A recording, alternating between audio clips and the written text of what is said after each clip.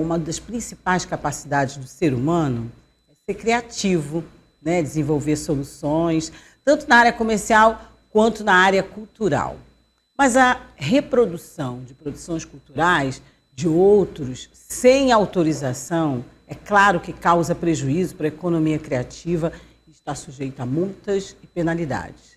Eu estou recebendo aqui nos nossos estúdios o advogado, especialista em crimes virtuais, o Dr. Thiago Carcará. E ele vai nos alertar e explicar as punições possíveis nesses casos. Bom dia, doutor Thiago. Bom dia, Edna. Bom dia a todos os nossos telespectadores. Bom dia, Nils, da TV O Dia. Satisfação estar aqui com vocês. A gente também é um prazer enorme, até porque o senhor vem trazer uma informação para a gente, né, de um assunto tão atual e tão necessário, os crimes virtuais. Bom, é claro que quando as duas palavras e a expressão já nos dá a ideia do que é, mas vamos explicar melhor para o nosso público, para a nossa audiência, o que é caracterizado como crime virtual. Por favor, doutor Thiago. E especificamente um crime que tem sido cometido de uma forma muito ampla por todos os cidadãos e usuários, e a gente às vezes fica caindo nessa, até como vítimas, né? E ultimamente o Ministério da Justiça e a Polícia Federal têm desenvolvido uma operação chamada 404, que está na sua 9ª fase. Foi ocorrida agora no final do mês de setembro, e ela tem como uma vertente desses crimes virtuais justamente combater a violação da propriedade intelectual, que ela tem uma raiz dos direitos autorais, ou seja, são crimes praticados contra a violação dos direitos autorais, seja de produções audiovisuais, filmes, jogos esportivos, direitos de imagem e também de produções fonográficas, músicas. E nós conhecemos, assim, popularmente chamando o GatoNet, né? O IPTV, TV Box. Muito. Desde o início da internet a gente já vinha infelizmente, com essas alternativas, entre aspas. Sim, o streaming, né? Como um todo. São mecanismos populares que foram criados assim, com a tendência de que muitas vezes o acesso a determinadas produções culturais era caro, e aí a pirataria fomentou esse acesso mais barato, mas de toda forma com uma baixa qualidade e também prejudicando a economia criativa. Autêntico, né? Isso, e quem também realmente está dentro da lei. Prejudicando esse direito autoral. Só que nessa última operação se mudou um pouco essa vertente. Por quê? Porque essa última operação combateu não só o crime do direito autoral, que o artigo 184 do Código Penal, ele condena com uma punição de 2 a 4 anos, que é considerado no direito como um todo uma pena pequena e chamada de crime menor potencial ofensivo. Mas Pode dar um exemplo, por favor? O crime menor potencial ofensivo muitas vezes vai até para o juizado especial, né, que você consegue fazer uma transação penal e não ter uma prisão em si. Você consegue transacionar para pagar em liberdade, medida de prestação de serviços voluntários, cestas básicas. Eu queria que você desse o exemplo do crime em si. Do crime em si, por exemplo, você reproduzir uma música em uma academia. Por exemplo. Né? Um dono de uma academia reproduzir uma música sem autorização do autor da música em uma academia. Que outro dia a gente teve aí o caso de um time de futebol, né, que simplesmente, posso falar o time Flamengo, né, simplesmente começaram a notícia que corria que ele ia começar a cobrar, vai cobrar até de quem fizer um bolo de aniversário temático né, com o motivo do time. Usando a marca, né? O senhor pode falar um pouquinho dessa situação para a gente? A propriedade intelectual envolve essa proteção à marca, né? A marca Flamengo, como você bem colocou... Quer dizer que eles estão certos. Tem essa propriedade dele. Entendi. Porém, quando você fala de time de futebol especificamente... assim, não que eu seja flamenguista, apesar de você ter tocado no assunto... E eu sou vascaína, mas nem por isso eu citei o exemplo do Flamengo com alguma... Mas existem situações específicas, né, como você falou do time, em que é quase impossível você ter esse tipo de controle. Muito quase difícil. Impossível. No caso, mas ele está correto se ele fizer... Se ele fizer isso. Se ele entrar com uma ação judicial contra um flamenguista que fez uma baita festa, botando tudo do Flamengo, ele pode, né? Um exemplo bem claro assim, da indústria cultural é a música do Parabéns. Né? O Parabéns para você. Na televisão, nas rádios, o Parabéns para você, o clássico que a gente canta nos aniversários, não é reproduzido Porque existem direitos autorais e são caros. E às vezes é cantada uma versão similar, porque existe um direito autoral que às vezes é muito caro e você canta uma versão similar nesses ambientes em que há uma transmissão, uma reprodução pública. Então você adapta as situações, cria mecanismos para poder. O que hoje, por exemplo, academias e outros ambientes têm feito é justamente reproduzir esses áudios sem a letra da música que sofre essa produção. Mas Aí pode, né?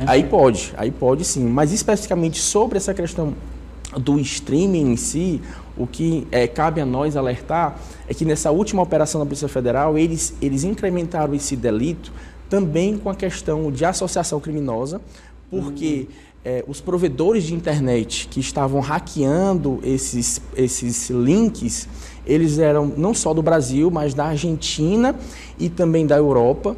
E havia o crime também de lavagem de capitais, ou seja, os recursos eles estavam sendo desviados do Brasil para serem lavados no exterior. A organização dos crimes virtuais, gente, ela está equiparada, né? O doutor me corrija se eu estiver errada, aos crimes, entre aspas, comuns. Aonde foi que nós chegamos, né? O que era para ser só positivo se torna negativo quando as pessoas do mal, como eu sempre digo aqui, né, elas interferem. E a gente já chegou no patamar, doutor, da inteligência artificial, está sendo usada também para os crimes. Nós estamos aí no período pré-eleitoral e estamos também falando dessas questões dos crimes virtuais nas propagandas eleitorais. Sem mudar o nosso assunto, mas a gente pode linkar também, né? A inteligência artificial também tem dificultado, a polícia está de olho nesses artifícios. Isso você tocou um ponto muito importante, porque hoje a inteligência artificial ela ganhou novos ares, inclusive com a produção de vídeos e áudios. Se não me engane, ontem criou-se até um tipo de produção feito pela inteligência artificial de mídias convocando para comícios, para eventos, como se fosse um candidato, ele mesmo, convocando para um evento que não vai acontecer. Tipo, para iludir aquele seu eleitorado, divulgando uma fake news. E a gente já previa isso quando se falou em inteligência artificial. E hoje as empresas sérias já estão orientando os seus clientes a, por favor, terem muito cuidado. Inclusive, quando essas ligações suspeitas que a gente recebe, que já vem como fraude e tudo, muitas vezes a gente tem a curiosidade de atender, não é nem para atender, porque no atender pegou sua voz, então pegou seu áudio. Vai poder usar. E os candidatos têm os áudios dele em tudo quanto é plataforma digital. E eles pegaram e realmente convocaram e convocam. O que realmente, doutor, a gente pode fazer para se prevenir contra esses crimes? E você tocou num ponto muito importante, que quando eles ligam, eles pegam nossa voz. Nosso áudio. E quando você dá acesso a um hacker à sua casa, é também muito pior, porque você não dá acesso apenas à sua casa, aos seus dados pessoais, à sua vida como um todo. Quando você assina um canal de IPTV, quando você aceita uma ligação, quando você permite que um hacker tenha acesso aos seus dados pessoais, você está dando acesso a ele a toda a sua vida, a ele usar como bem entende, inclusive os dados sensíveis, dados bancários, dados sobre gênero, nascimento, filiação, enfim. E isso fica aberto para que essa associação criminosa possa fazer todo tipo de situação, abrir contas, fazer essa lavagem de capitais. Isso vai lhe prejudicar de uma forma que, quando você tiver ciência, seu nome já está sendo usado de todas as formas. Por isso que a Polícia Federal ela tem utilizado uma postura até mais rigorosa. O que ela tem utilizado? Esses direitos autorais, a propriedade intelectual, ela é considerada um bem móvel pelo direito brasileiro. Então, como se fosse um celular, um notebook. Entendi. E a partir do momento em que você compra aquele produto, é como se você estivesse cometendo um crime de receptação. Então, a Polícia Federal tem mapeado os usuários desse IPTV, desse GatoNet, que fazem fruição dessa propriedade intelectual, e ela tem começado a punir e dar notificação sobre o crime de receptação. Isso para quê? Para desestimular justamente o uso desse GatoNet, mas, ao mesmo tempo, também para alertar que você está cometendo aquele delito e também cedendo seus dados pessoais e estando sendo passível de ser vítima de vários outros delitos. Endurecendo mais, endurecendo mais, porque só o alerta não é suficiente. Não, né? A mudura de postura, né? A mudura da cultura, às vezes exige uma postura mais enérgica. Então é importante que toda a população tenha essa ciência, que muitas vezes você ter acesso a um produto cultural, você pode ter acesso em uma praça pública, em um teatro, você, inclusive hoje os apps de streaming têm um baixo custo, você pode acessar nas lojas virtuais dos celulares, dos aplicativos. Baixa na sua loja, você vê lá a classificação, os índices de estrela, né? Existem uns que a gente já conhece, que são bem, vamos dizer assim, classificados, Amazon Prime, Netflix, né? Tem outros que a gente sabe, né? Então isso facilita que você não caia nesses golpes, seja vítima e possa ocorrer justamente nesse crime de receptação, porque eu gosto sempre de utilizar o exemplo, inclusive, do próprio Piauí. Celulares, né? Quem diria que um dia todos aqueles celulares que foram furtados e roubados seriam recapturados? Ninguém imaginaria isso, né? A gente não imaginava nunca. E a gente sempre fica alertando, isso pode acontecer, porque tem um e-mail lá do celular, pode ser rastreado e quando se menos se espera, pum, todos foram recapturados e teve uma consequência muito, muito grave, inclusive para a economia, para os próprios empreendedores, né? E a gente faz esse alerta também por conta da economia criativa, porque artistas... você falou do time de futebol, né? Inclusive os jogadores de futebol, eles têm o direito de imagem deles. E nessa última operação teve uma coisa interessante, que a Premier League da Inglaterra, ela entrou também dentro dessa operação por conta que os direitos de imagem da Premier League estavam sendo violados e ela cedeu informações para que fossem também acessados esses dados e, em cooperação, se identificassem quem eram os provedores e possíveis usuários violadores. Então, existe aí uma série de artistas, direitos de imagem, essa economia criativa, essa indústria cultural que está sendo prejudicada, e é importante que a gente tenha consciência de que quando viola, quando adquire um bem, uma pirataria dessa, a gente prejudica essa indústria cultural, essa economia criativa e, obviamente... É um leque muito grande, de prejuízo, que a gente não imagina, que a gente às vezes não imagina. E a gente abre espaços também para que o hacker entre na nossa casa, tenha acesso aos nossos dados, tenha acesso a esses dados sensíveis. Que é muito pior, né? E que é muito pior, e que o Ministério da Justiça, ele resolveu adotar essa postura de criminalizar a conduta como receptação, para que nós possamos ter aí uma mudança de postura cultural do usuário, e esperamos que as próximas operações da Polícia Federal, elas não venham realmente a pegar todos nesse crime de receptação, como tivemos a situação, infelizmente, aqui no Piauí, mas o que desejamos é que todos mudamos a nossa cultura enquanto consumidores, para que possamos, assim, fomentar a nossa economia criativa, fomentar a indústria cultural, passar a frequentar mais os teatros, as praças públicas, fomentar a cultura do auditório, né, da gente ir realmente prestigiar o nosso artista. Presencialmente, né, doutor? Presencialmente. Porque é tudo muito bom, a gente sabe que o streaming veio muito positivo, mas eu estou me lembrando da época que começou a pirataria de CD, né? E que as pessoas iam comprar. Eu sei que nem todo mundo tem poder aquisitivo para adquirir, e aí às vezes cria-se uma alternativa, mas essa alternativa ela pode prejudicar, como é o caso hoje, né? E a gente começou com uma campanha: não compre CD pirata, né? Não compre, não reproduza, não venda. Então, parte da gente também, porque desde o momento que você... eu gosto do celular, né? Você compra um celular sem nota fiscal, você já está correndo o risco de estar comprando algo que está barato, está bom, você vai ter, mas é roubado, né? Isso. É furtado, é um produto criminoso, vindo de um crime, né? E aí, doutor, hoje...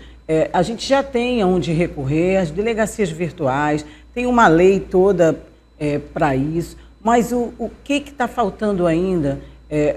Qual é o tipo de combate? O senhor falou aí de uma operação específica, para que o nosso telespectador, o nosso internauta possa saber onde ele recorrer, se ele realmente, se ele quer se esclarecer mais sobre esse produto criativo, se ele está usando corretamente, quais são as orientações que o senhor dá? Pronto, hoje a gente tem no Piauí uma delegacia especializada sobre crimes virtuais, que ela tem assim, desde crimes virtuais que cometem no âmbito privado, quando você tem sua honra atacada ali numa rede social, ou mesmo crimes de violação de dados pessoais, bancários, ou de dados sensíveis de gênero, ou de filiação. Você tem uma delegacia especializada aqui no estado do Piauí, que você pode ter esse atendimento. Nessa parte de direitos autorais e de streaming, é a competência da Polícia Federal, já que existe uma tratativa de âmbito transnacional, já que vários provedores estão atuando não só no Brasil, mas fora. Para você ter ideia, foram mais de 700 provedores que foram tirados do ar nessa última operação. Eu ia perguntar se o retorno foi positivo dentro da expectativa.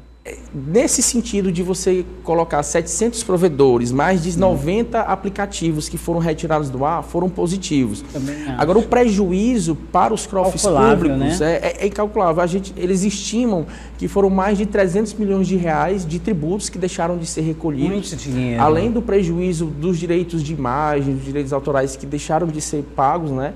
E todo um trabalho de colaboradores, de intermediários, né? Porque, por exemplo, nossos telespectadores estão aqui nos ouvindo, existe toda uma estrutura que está aqui à sua disposição para que o conteúdo chegue a você, né? E, então, são diversos colaboradores, direto e indiretamente, que contribuem para que esse conteúdo chegue a você e que todos, sem esse devido acesso, sem o devido mecanismo correto de acesso, eles vão ter a sua remuneração. Então, isso é combatido com o acesso correto. Então, a partir do momento em que você vê aquela situação que é ilegal, você pode denunciar na Polícia Federal também, para que a Polícia Federal tome as devidas medidas, faça o devido levantamento e inclua dentro dessa operação 404 da Polícia Federal, para que é uma fase, né? Tivemos numa fase, vão ter novas fases, porque quando você combate um ponto específico, que foram esses 700 links, infelizmente a associação criminosa ela começa a se expandir, ela vai para outros países e começa a criar novos links, ela busca outros meios e a polícia ela vem tentando, né, sempre combater, criando mecanismos de inteligência. Também criando mecanismos para poder ir combatendo cada vez mais. Né? Mas sem a mudança de cultura nossa, sem justamente uma nova postura de reconhecer o valor do artista, o valor e a importância dos direitos autorais, da propriedade intelectual, a gente realmente ainda vai continuar chovendo no molhado. Muito obrigada, então, doutor Tiago Carcará. Ele que, além de advogado especialista em crimes virtuais, também é diretor-geral da Escola Superior de Advocacia, ESA-OAB, né? Obrigado por estar com você aqui nessa manhã de quinta-feira, Edna. Obrigado a todos os ouvintes da TV O Dia. E, por favor, deixe seus contatos para alguém que são muitas as dúvidas, tenho certeza que ainda tem mais dúvidas para esclarecer. A gente tem muitos conteúdos no nosso Instagram, né? Tiago com H, carcará.adv. É sempre uma satisfação, um privilégio estar conversando com vocês nessa rede social, mas sempre alerta e atento aos crimes virtuais e sempre em um privilégio, um conteúdo verídico e sempre atento também às fake news para a gente não correr nesse erro. E lembre-se, né, no dia 6, no domingo, né, votar corretamente.